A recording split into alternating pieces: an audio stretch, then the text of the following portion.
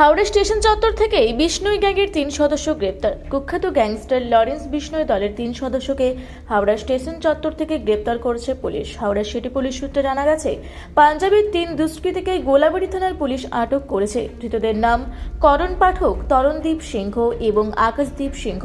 এই 3 জন পাঞ্জাবের বাসিন্দা এবং দীর্ঘদিন ধরে পাঞ্জাবের অপরাধী চক্রের সঙ্গে যুক্ত ছিলেন। তাদের বিরুদ্ধে বিভিন্ন অপরাধের অভিযোগ রয়েছে। বিশেষ করে পাঞ্জাবের কবাডি খেলোয়াড় রানাবালা চৌরির খুনের সঙ্গে এই 3 অভিযুক্তের নাম জড়িয়েছে। ওই খুনের পর থেকেই পাঞ্জাব পুলিশ এসটিএফ তাদের খুঁজছিল। 15 ডিসেম্বর কবাডি খেলোয়াড় খুনের পর 3 দুষ্কৃতী গ্যাংটক হয়ে কলকাতায় গোপন ডেরায় আশ্রয় নিয়েছিল। এখান থেকেও তাদের পালানোর পরিকল্পনা ছিল। রবিবার রাতে তারা হাওড়া স্টেশন থেকে ট্রেন ধরে অন্যত্র যাওয়ার জন্য যখন প্রস্তুতি নিচ্ছিল, সেই সময় গোলাবাড়ি থানার সঙ্গে পাঞ্জাব এসটিএফ টিম যৌথভাবে অভিযান চালিয়ে 3 দুষ্কৃতীকে গ্রেপ্তার করে। হাওড়া থেকে মণিশঙ্কর বিশ্বাসের রিপোর্ট, রূপসী বাংলা মিডিয়া।